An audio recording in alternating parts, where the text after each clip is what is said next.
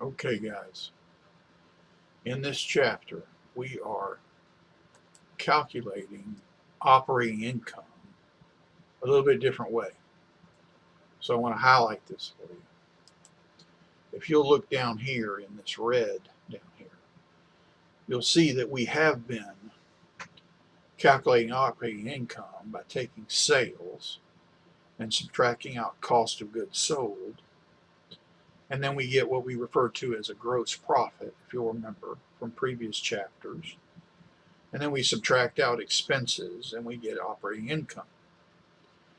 Well, in this chapter, we are actually transforming the income statement to a cost behavior income statement, or what they call a contribution income statement, which means that if you classify these cost of goods and these expenses as either variable or cost and put them in different classifications, then you can take sales, which usually don't change versus the situation, and then you separate your cost of goods sold and your expenses that are variable and you put them here, then you would come up with a contribution margin.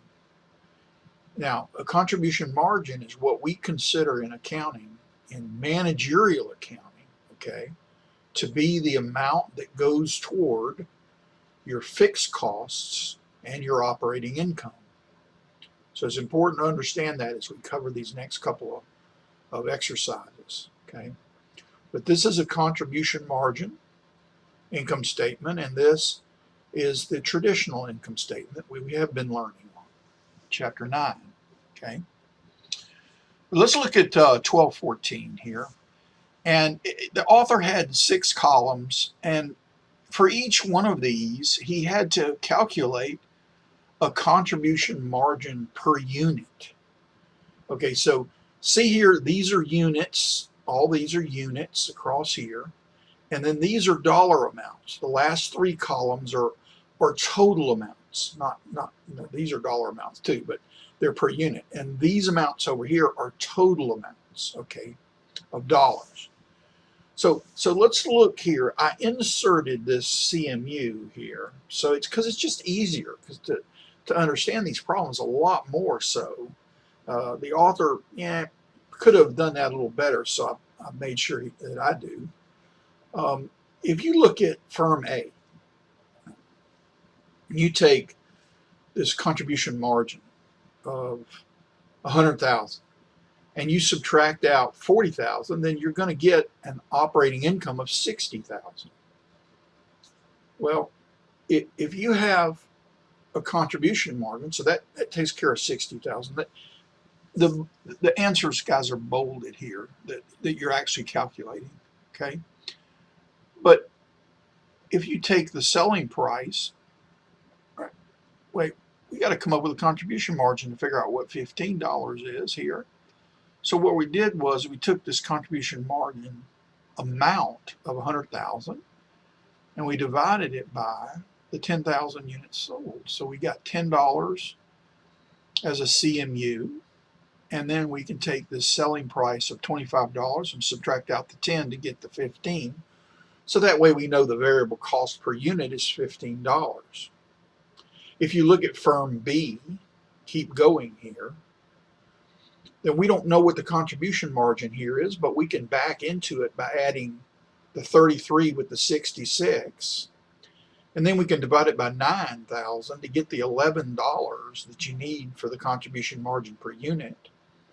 And then you can take that and add these two together to get that selling price of $30 for firm B, okay?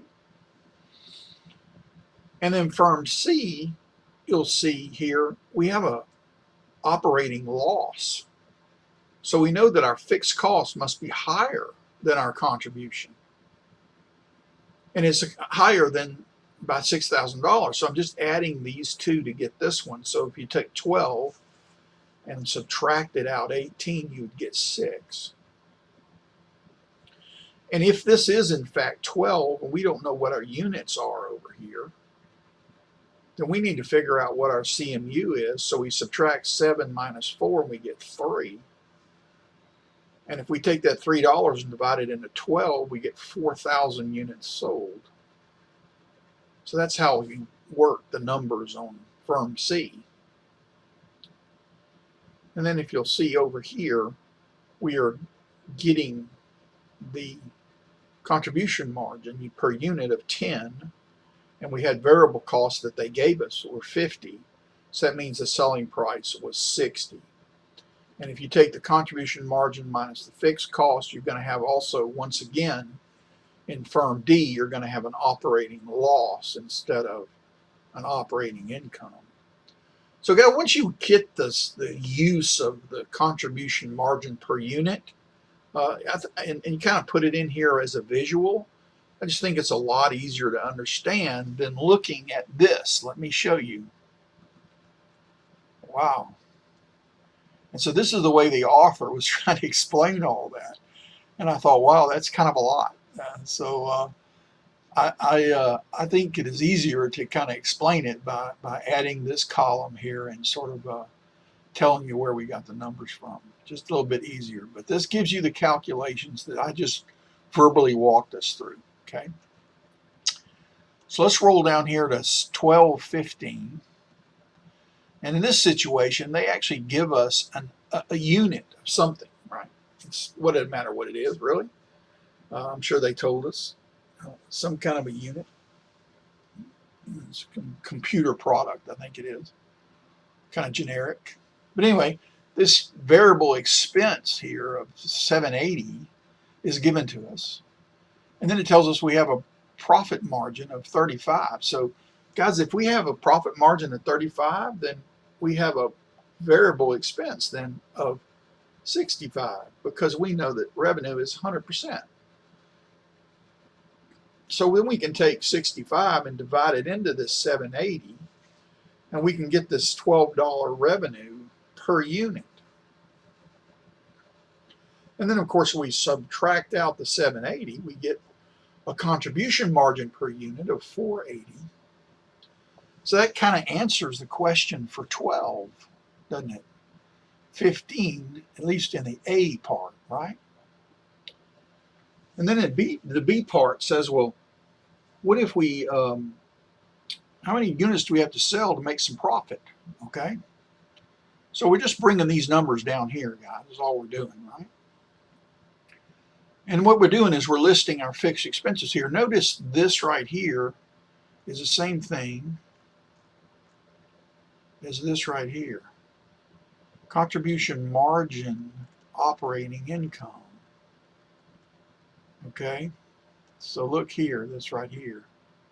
So what we're doing is we're filling in that revenue and that variable expense, that contribution, but when we get to fixed, we're just using a total amount.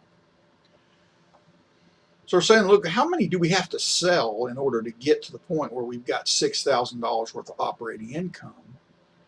Guys, you can add these two together and just divide it by the 420 and get 5,000, right?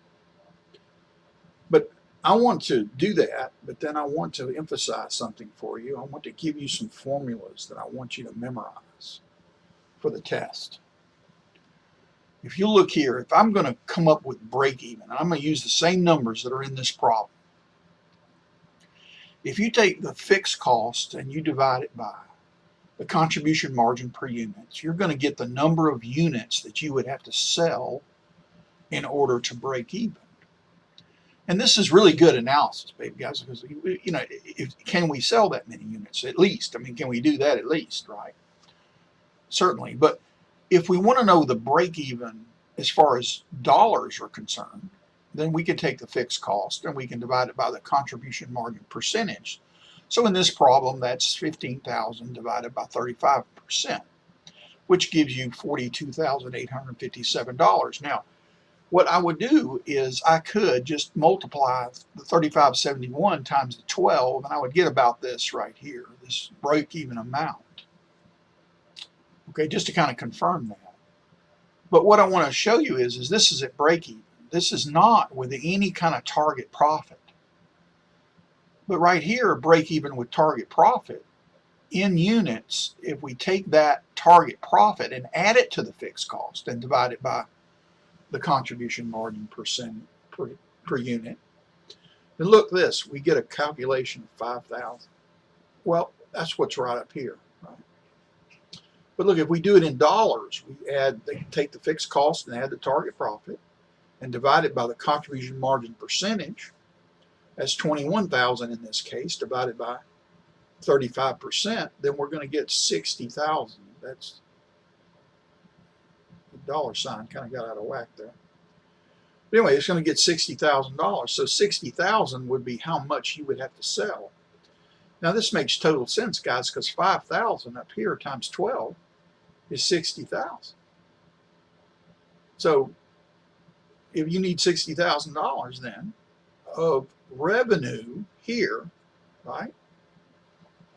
And then in order to get this 21,000, we would have to have how much? 60,000, and then 65% of that would be your variable. And then underneath that, you would have the 21,000 for contribution margin. So anyway, these are some formulas, guys. I'm telling you that I really think that you might, kind of want to sort of just memorize these formulas, and they are so helpful when trying to understand this material, okay? And it's just a simple way to have that in your head when you open up those blasted Connect problems and you start to input them. But what I've done is I just kind of highlighted in red the actual formula that you need to know, okay, to move forward, because you're gonna see this, and you'll be able to do this, guys, real quickly on the exam and move on, have plenty of time for other things if you kind of get these formulas in your head here. So I hope that gets you to understand a little bit about managerial accounting. This is the fun part, guys. I'm hoping you're enjoying it. But we'll move on now to the next one.